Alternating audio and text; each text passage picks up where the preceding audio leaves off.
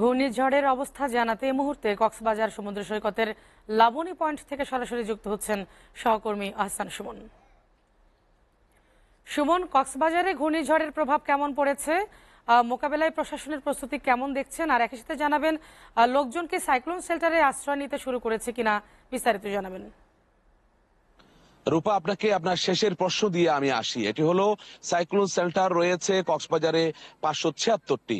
এছাড়া স্কুল, মাদ্রাসা এবং কলেজ সেসব প্রতিষ্ঠানগুলোকেও অস্থায়ীভাবে যেহেতু আশ্রয় কেন্দ্র হিসেবে জেলা প্রশাসন ঘোষণা করেছেন, তাহলে সেটি সংখ্যা দাঁড়িয়েছে 638টি।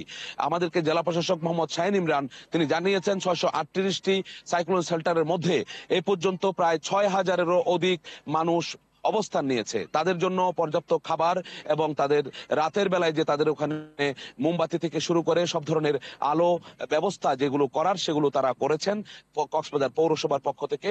সেটি আমাদেরকে জানিয়েছেন সালাউদ্দিন সেতু, তিনি ভারপ্রাপ্ত মেয়র কক্সবাজার পৌরসভার। তিনিও এই তথ্য জানিয়েছেন। কক্সবাজারের এর বাইরে যদি আপনাকে জানাতে চাই, আসলে কক্সবাজারের যে উপকূলীয় এলাকা রয়েছে, বিশাল বিস্তীর্ণ এলাকা, 120 কিলোমিটার সমুদ্র সৈকতের তীর ঘেঁষে যে মানুষগুলো বসবাস করে, সেই মানুষগুলোর যে অবস্থা সেটা কিন্তু আমরা খবর পেয়েছি। সেখানে যে প্লাবিত হয়েছে নিম্নাঞ্চল জোয়ারের কারণে, এখন জোয়ারের কিছুটা ভাটা চলছে, কিছুক্ষণ পরে আবারও জোয়ার আসবে। সেই জোয়ারটাই হবে সবচেয়ে হুমকি, কারণ রাতের বেলায় যখন জোয়ার আসবে তখন মানুষের ঘর বাড়ি যখন পানি ঢুকে যাবে, সেখানে মানুষের যে দুর্বিষহ জীবনযাপন সেটি কিন্তু খুব ভয়াবহ আকার ধারণ করবে। ফলে জেলা প্রশাসনের পক্ষ থেকে যে চিন্তাধারা করা হয়েছে সেটি হলো তাদেরকে নিরাপদ আশ্রয় কেন্দ্রে নিয়ে যাওয়া এবং তাদের যে নিরাপদ আশ্রয় কেন্দ্র যেগুলো আছে সেখানে তাদেরকে অবস্থান নিশ্চিত করাটাই হচ্ছে মূলত তাদের প্রধান লক্ষ্য। সেক্ষেত্রে তারা মাইকিং করছে এবং উপজেলাগুলোতে ইউনুর মাধ্যমে মাইকিং চলছে। সেই মাইকিং এর মাধ্যমে তাদেরকে তাদের নিজের যে পার্শ্ববর্তী এলাকার যে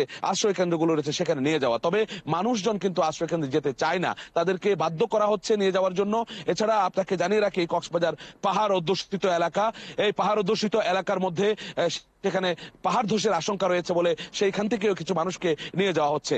এই ছিল আমার কাছে রূপা কক্সবাজারের যে সমুদ্র সৈকত থেকে।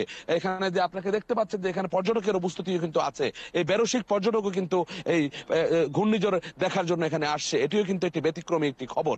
সব মিলিয়ে রূপা আমার কাছে এই ছিল ঘূর্ণিঝড়ের সর্বশেষ খবর। পরবর্তীতে আপনার মাধ্যমে আমরা আবারও যুক্ত হওয়ার চেষ্টা করব, তখন ঘূর্ণিঝড়ের সুমন, সর্বশেষ আপনাকে খবর অনেক জানাবো। ধন্যবাদ।